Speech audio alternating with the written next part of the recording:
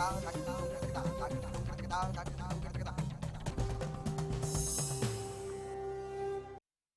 Programme के सह प्रायोजक हैं इंद्रधनुष ऑर्गेनिक खाद।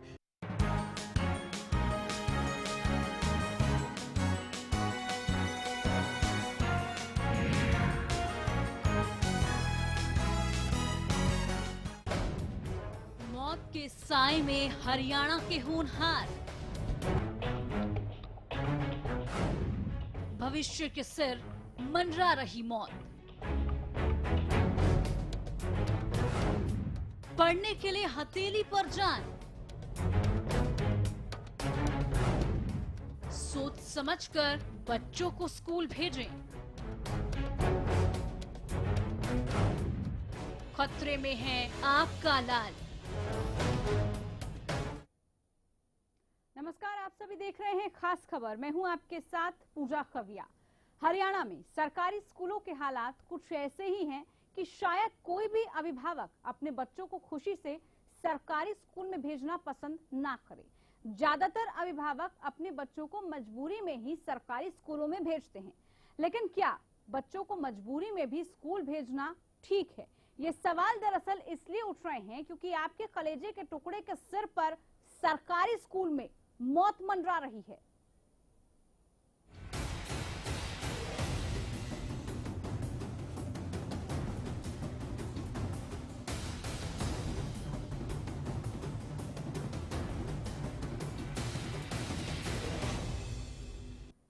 तो आखिर मौत के साए में आपके बच्चे क्यों हैं? आप एक रिपोर्ट देखिए, उसके बाद पूरी तफ्तीश से इसी बारे में जानने की कोशिश करेंगे कि आखिरकार आज हरियाणा में सरकारी स्कूलों के हालात कैसे हैं।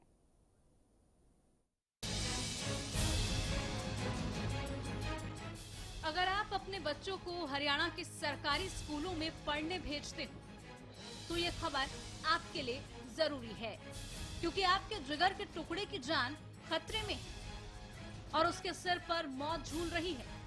आंकड़ों के मुताबिक 14,500 स्कूलों में से 11,000 स्कूल के भवन 40 साल से ज्यादा पुराने हैं।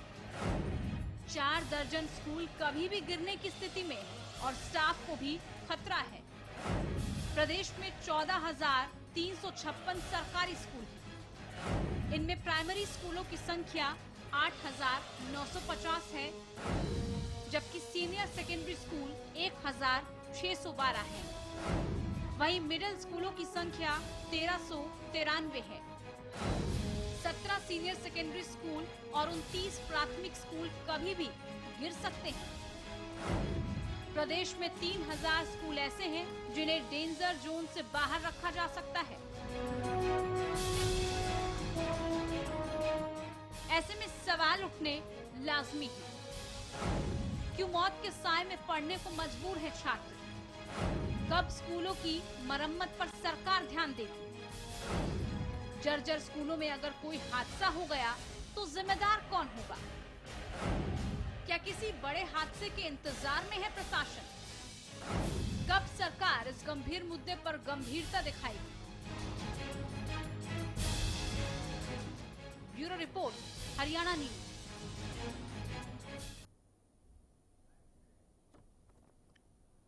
तो आखिर सरकारी स्कूलों में मौत क्यों मंडरा रही है? रिपोर्ट आपने देख ली, आंकड़े हमने आपको बता दी हैं, साथ ही जो खुलासा है वो भी इस बात को लेकर हो चुका है कि आखिरकार सरकारी स्कूलों के जो दावे किए जाते हैं सुधार के, वो कितने खोखले हैं। इन इमारतों में बच्चे पढ़ने को मजबूर हैं जो कभी भी ढह सकती है। आखिरकार इसके पीछे की वजह क्या है, सरकार इसके लिए क्या कर रही है, आज इसी को लेकर हम चर्चा करेंगे कि बच्चों को ऐसे स्कूलों में हम कैसे भेज सकते हैं। अभिभावक जो अपने बच्चों को भेज रहे हैं, कितना डर उनमें होता होगा, और कई बार तो इस तरह के ख्याल आते होंगे कि बच्चे को भेज तो दिया लेकिन वो वापस आ पाएगा ये शायद किसी को नहीं मालूम। ऐसे ही हालत है यहाँ की, इमारतें ऐसे ही बता रही हैं। कब तक प्रदेश के सरकारी स्कूल की हालत ऐसी रहेगी? इतनी दयनीय स्थिति, मूलभूत सुविधाएं नहीं होती, इसके अलावा ऐसे स्कूलों में कौन बच्चा पढ़ेगा? सिर्फ छात्र ही क्यों, जो यहाँ पर टीचर्स है, जो बाकी कर्मचारी हैं, उनकी जिंदगियों के साथ भी खिलवाड़ इस तरह के स्कूलों में होता हुआ नजर आ रहा है। इसी पर चर्चा करने के लिए हमारे साथ खास मेहमान हैं, हमारे साथ सुरेंद्र स्वामी जी हैं, पॉलिटिकल एक्सपर्ट। सुरेंद्र जी, स्वागत है आपका इस कार्यक्रम में। Thank you. सुरेंद्र जी, कई बार हम और आप स्कूलों की दशा को लेकर डिस्कशन कर चुके हैं, लेकिन आज जो चौंकाने वाला खुलासा हुआ है, ताज्जुब इस बात को लेकर है, सरकार सब कुछ जानते हुए भी आंखें मूंदे हुई है। आखिरकार स्कूल में अपने बच्चों को कौन भेज सकता है? देखिए, ये तो हरियाणा न्यूज़ को मैं इस बात की बधाई भी देना चाहूँगा कि लगातार वो हरियाणा में जो सरकारी शिक्षा है उसके बारे में कोई न कोई मुद्दा उठाती रही है, और हम समझते हैं कि ये मुद्दे कभी न कभी सरकार के कानों तक पहुंचेंगे और सुरेंद्र जी, आपको कार्रवाई मैं करेगी। बीच में आपको रोकना चाहूंगी, इंटरप्ट करना चाहूंगी। हम बात को आगे जरूर पूरा करेंगे और जानने की कोशिश करेंगे क्या वजह है, लेकिन इस वक्त फोन लाइन पर हमारे साथ रणवीर गंगवा जी जुड़ चुके हैं नैलो से। रणवीर जी, बहुत स्वागत है आपका इस कार्यक्रम में। जी नमस्कार। रणवीर जी, आप ही ने विधानसभा में इस मुद्दे को उठाया, आप खुद भी विधायक हैं, आपके क्षेत्र के स्कूल भी क्या ऐसे ही हैं? रूप से मैंने इस क्वेश्चन भी मैंने लगाया था और सरकार की तरफ से जवाब भी आया था। अभी रास्ते में वो आंकड़ा मुझे एग्जैक्ट फिगर में याद नहीं, यानी हजारों स्कूल ऐसे हैं जिनकी इमारत मैंने ये लगाया था कि 40 वर्षों से पुराने कितने हैं, तो और उनकी हालत जो जर्जर हो चुकी है।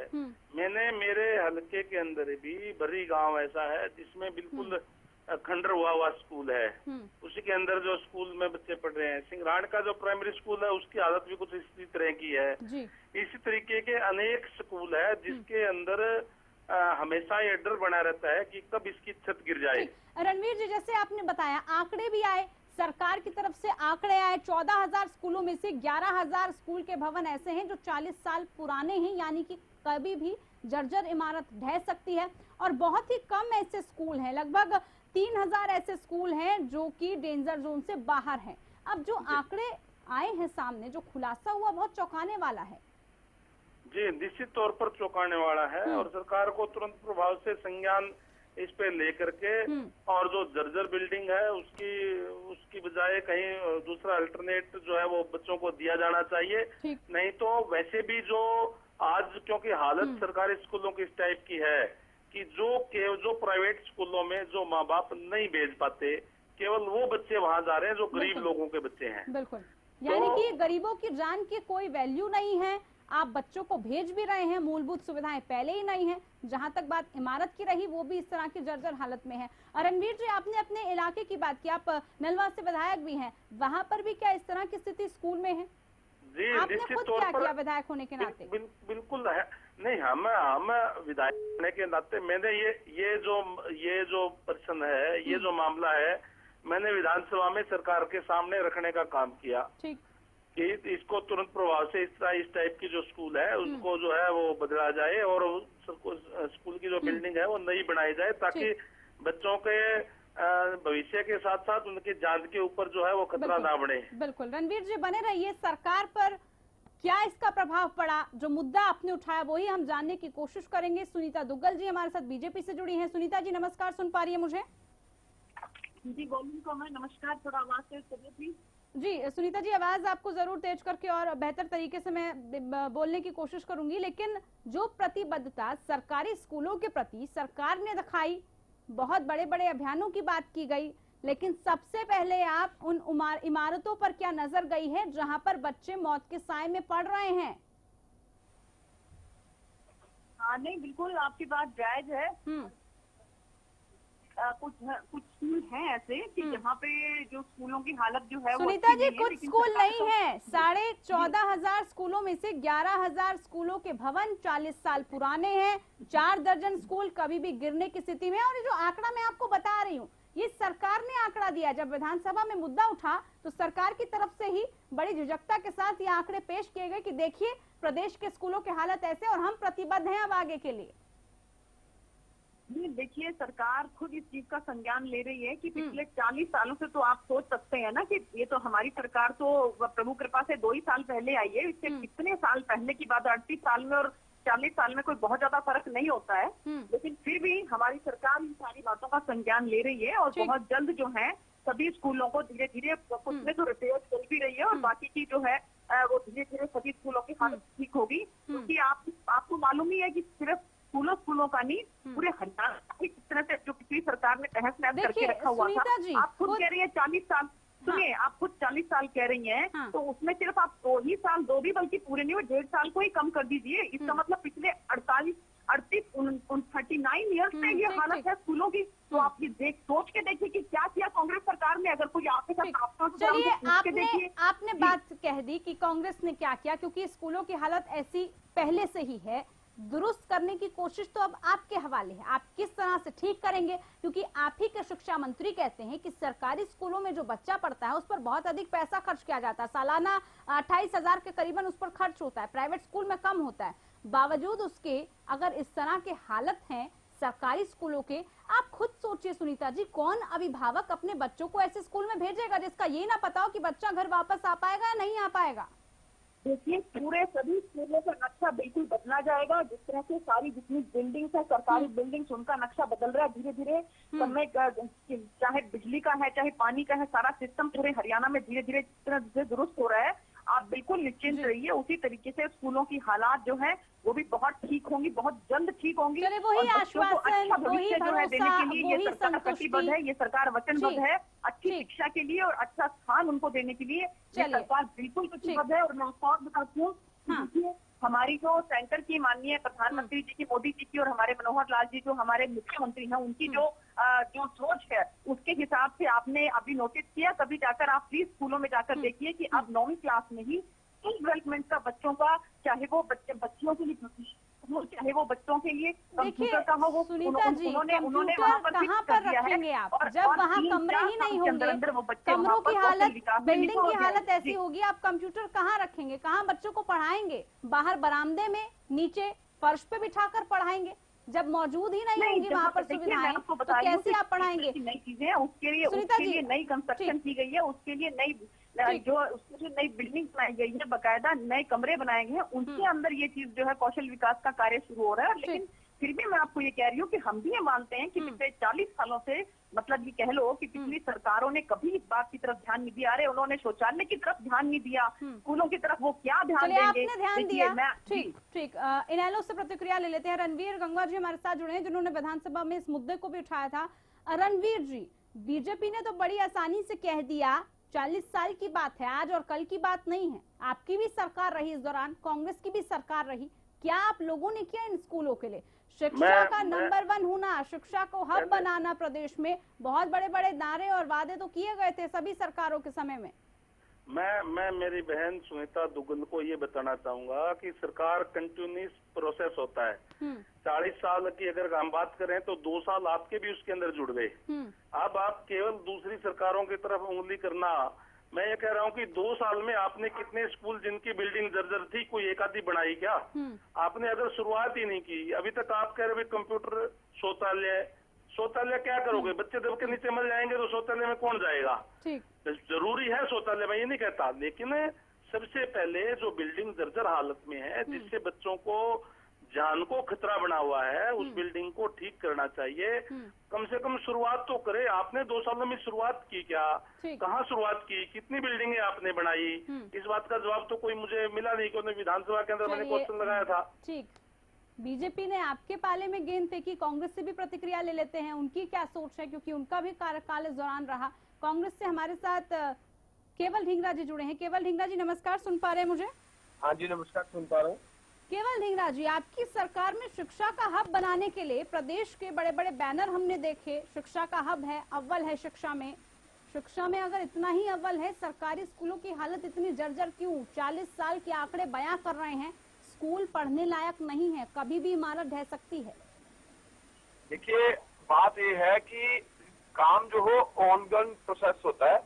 ऑनगोइंग प्रोसेस के अंदर जो मौजूदा सरकार है उसको अपनी कार्यशैली पे जवाब देना चाहिए, उसको अपनी कार्यशैली पे बताना चाहिए। जहाँ तक पिछली सरकार के हमारे टाइम का वक्त है, हमने अपने टाइम पे शिक्षा को काम करने के लिए बहुत सारे काम किए, लेकिन इस सरकार ने आते ही 25,000 टीचरों को बाहर निकालने का जो काम किया, उससे हालत खराब हुई। और जो स्कूलों की जो टीचर्स तो बाहर ही सही है सर, क्योंकि स्कूल में तो पढ़ाने के लायक वो है नहीं, कैसे पढ़ाएंगे? डर है, वो सड़कों पर ही अपने आप को बेहतर समझते हैं। स्कूल में कैसे जाएंगे जब बिल्डिंग कभी भी गिर सकती है? अपनी जान का खतरा लेके कौन स्कूल में पढ़ेगा? वो तो गरीब बच्चे हैं, गरीब अभिभावक हैं जो किसी तरह अपने बच्चों को भेज देते हैं। तो वही बात मैं कह रहा हूँ कि रिपेयर मेंटेनेंस और सारे काम को करना और उस काम को आगे बढ़ाना, ये ऑनगोइंग प्रोसेस होता है और सरकार को आगे करना चाहिए। जो चीज जहाँ एक टाइम के अंदर जहाँ कोई हालात सुधारने की जरूरत है, दावे बड़े बड़े करे इन्होंने जिस समय सरकार में आना था, लेकिन आज की डेट में स्थिति तो वैसी है। वादों का क्या है, वादे आते हैं, आपकी तरफ से भी आए, आपकी सरकार से भी आ रहे हैं, लेकिन उन पर अमल कितना किया जाता है ये सब बखूबी जानते हैं। आप बने रहिए मेहमान हमारे साथ, चर्चा हम इस बात को लेकर करेंगे कि आखिरकार दोष किस पर करें। 40 साल हो गए हैं, आपकी सरकार पिछलों पर डाल देती है तो पिछली सरकार कहती है ऑन गोइंग प्रोसेस है और अब होना चाहिए। सुरेंद्र जी, सबकी आपने प्रतिक्रिया सुनी, क्या कहेंगे आप? नहीं, मैं ये कहूँगा कि जो हरियाणा में शिक्षा की स्थिति बदतर हुई है, आपको उसको समझना पड़ेगा कि उसके पीछे कारण क्या है। सबसे पहले अगर आप बिल्डिंग्स की बात लेती हैं तो शिक्षा विभाग बिल्डिंग बना नहीं सकता, बिल्डिंग बनानी है पीडब्ल्यूडी को, और पहले शिक्षा विभाग पीडब्ल्यूडी को लिखे, पीडब्ल्यूडी आके इंस्पेक्शन करे, इंस्पेक्शन के बाद एस्टिमेट दे, एस्टिमेट के बाद बजट आए, बजट के बाद पीडब्ल्यूडी बनाए।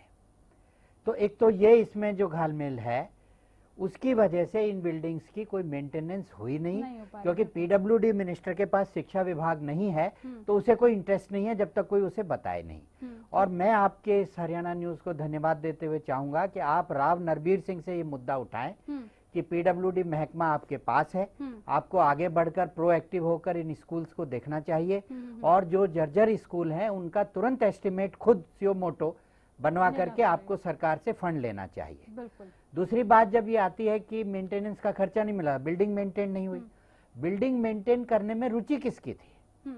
वो इसलिए नहीं थी कि हरियाणा में पिछले जो सरकारें बनी, चाहे वो इनेलो की रही हो लंबे समय तक, चाहे कांग्रेस की रही हो, एक का जमीन पे सारा फोकस था, दूसरे का उन जमीनों पे बिल्डिंग बनाने पे फोकस था, स्कूलों पे किसी का ध्यान ही नहीं था।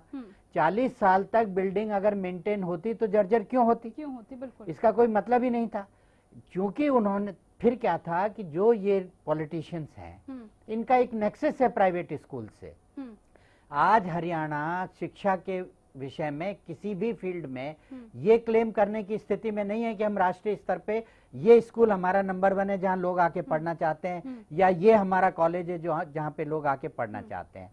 तो टीचर्स भी नहीं आए और इन्होंने कोई वहां पे भर्तियां भी नहीं करी और इसको छोड़ दिया प्राइवेट शिक्षा के हवाले। ये है मुख्य कारण। मुख्य बातें भी जानी हमने और जो बहुत अहम बात आपने कही कि 40 सालों से जर्जर इमारतें रही, कंस्ट्रक्शन हुआ नहीं, क्यों ऐसा हुआ है? सुनीता जी, अब आपकी सरकार है, आपकी जिम्मेदारी है, आप कह रहे हैं हम प्रतिबद्ध हैं, काम कर रहे हैं, ये भी मैं आपसे जानना चाहूंगी कितने स्कूलों के रिकॉर्ड हैं अभी आपके पास जहां पर इमारत मेंटेनेंस का काम चल रहा है?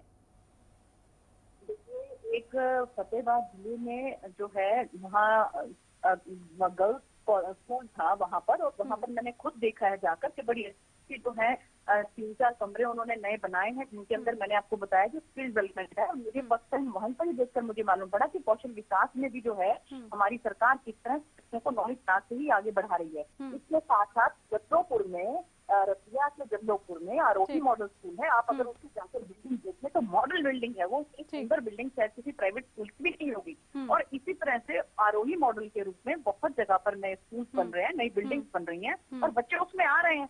आप जो है गवर्नमेंट स्कूल के साथ साथ जो आरोही मॉडल स्कूल के नाम से हैं या नवोदय के नाम से हैं वो भी गवर्नमेंट के ही, आप भी उनका भी जो है सर्वेक्षण करवाइए, उनकी भी आप जो है पता करवाइए, तो आपको मालूम पड़ेगा कि सरकार जो है वो बच्चों के लिए अच्छी शिक्षा देने के लिए और अच्छी जगह उनको जो है ताकि मुहैया हो सके, वातावरण हो सके, पूरे इसके लिए वचनबद्ध है। हाँ, ये जो हम आपको आंकड़े बता रहे हैं ये सरकार नहीं दिए हैं, इसी वजह से जब सरकार इस बात को नहीं, जो मैंने आपको जो मैं आपको बता रही हूँ जाके खुद उसको वेरीफाई कर सकते हैं। मैंने आपको पर्टिकुलर नाम लेके बताया है, आरोही मॉडल स्कूल जल्लोपुर आप जाइए। और जहाँ तक रही बात टीचर्स की, मैं मानती हूँ इस बात को, मैंने पहले आपकी इस बात को भी माना कि बिल्कुल है अभी भी जर्जर हालत में और सरकार उनको ठीक कर रही है। इसी तरह से मैं ये भी मानती हूँ कि अभी टीचर्स की बहुत कमी है, लेकिन सरकार जो है, मैं आपको इस बात की आज मैं आपको विश्वास दिलाती हूँ कि दिसंबर तक आप ये देखेंगे कि जितने भी हमारे टीचर्स हैं उनका कोशिश करके मैक्सिमम उनका बैकलॉग पूरा करके और जगह जगह पर जहाँ भी हमारे स्कूल है वहाँ पर टीचर्स की आपने आश्वासन दिया, भरोसा दिया, लेकिन वाकई में गरीब की जान की कीमत इस देश में, प्रदेश में नजर नहीं आती। अगर ऐसा होता तो ये काम बहुत पहले हो जाता। आज बच्चे इस तरह से अपनी जिंदगी को दांव पे लगाकर इन स्कूलों में पढ़ने को मजबूर नहीं होते। केवल जी, कांग्रेस की बात की जाए, शिक्षा को लेकर आपने कहा बहुत कुछ किया गया है, शिक्षा में कहाँ कुछ किया गया है? बिल्डिंग्स पर क्या ध्यान नहीं दिया गया उस वक्त? अगर उस वक्त से, आपके समय के दौरान से ही कंस्ट्रक्शन का काम सही तरीके से होता, ये तो है नहीं आज बिल्डिंग बनाई और कल जर्जर हो गई, सालों साल लग जाते हैं। नहीं, देखिए ऐसा है, बिल्डिंग्स जो होती हैं उसका एक टाइम पीरियड होता है। अगर बिल्डिंग बनाई गई तो वो हमारे कार्यकाल में ही बनाई गई।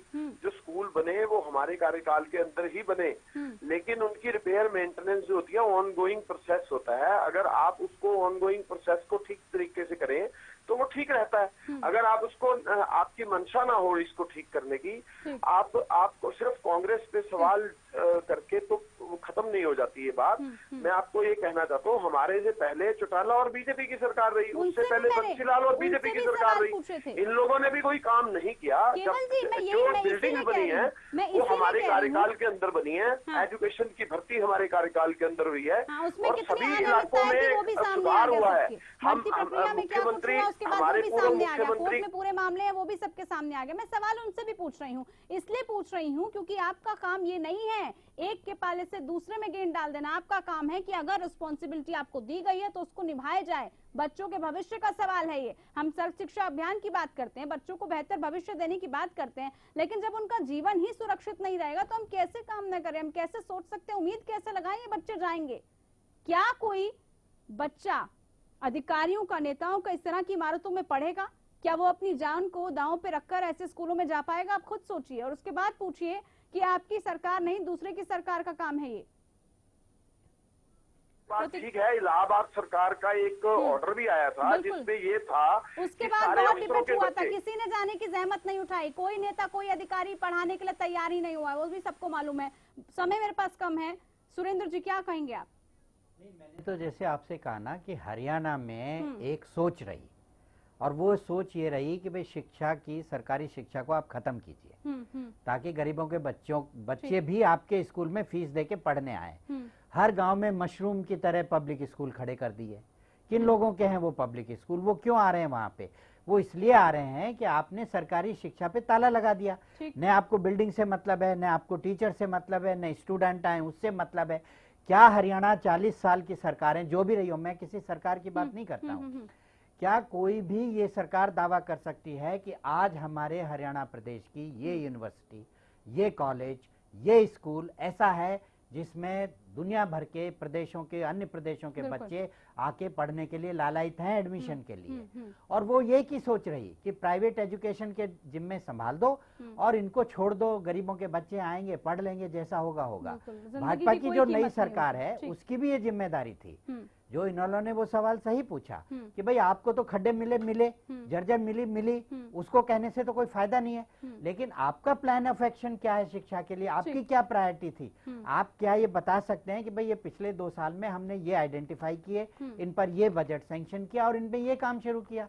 टीचर्स की भर्ती की ये बात कह रही है, मैं बार बार आपके चैनल पे आके ये बात मैंने कही है कि जब खुद मोदी जी कहते हैं कि कोई इंटरव्यू नहीं होगा, कोई रिटर्न नहीं होगा, इस तरह की भर्तियों में मेरिट पे होगा, तो ये मेरिट पे क्यों नहीं कर रहे हैं? बिल्कुल, और बहुत सारी पेचीदगी नहीं, ये करना ही नहीं चाहते मेरिट पे, ये करना ही नहीं चाहते। बिल्कुल ठीक कहा आपने सुरेंद्र जी की मंशा होनी चाहिए किसी भी काम को करने की, तभी वो पॉसिबल हो भी पाता है, अन्यथा एक दूसरे पर इसी तरह के आरोप लगाते रहते हैं। बहुत शुक्रिया आपका सुरेंद्र जी, आप हमारे साथ, आप तीनों मेहमान फोन लाइन पर हमारे साथ जुड़े थे, आप तीनों का भी बहुत शुक्रिया। शिक्षा को लेकर जिस तरह से बात की गई, बहुत बड़े बड़े दावे सभी सरकारों में किए गए, लेकिन वो कब पूरे हो पाएंगे? और एक और हकीकत जो आज सबके सामने नजर आई, वाकई में गरीब की जान की कीमत इस प्रदेश में तो इस वक्त नजर नहीं आ रही है। फिलहाल इस खास पेशकश में इतना ही, मुझे दीजिए इजाजत, नमस्कार।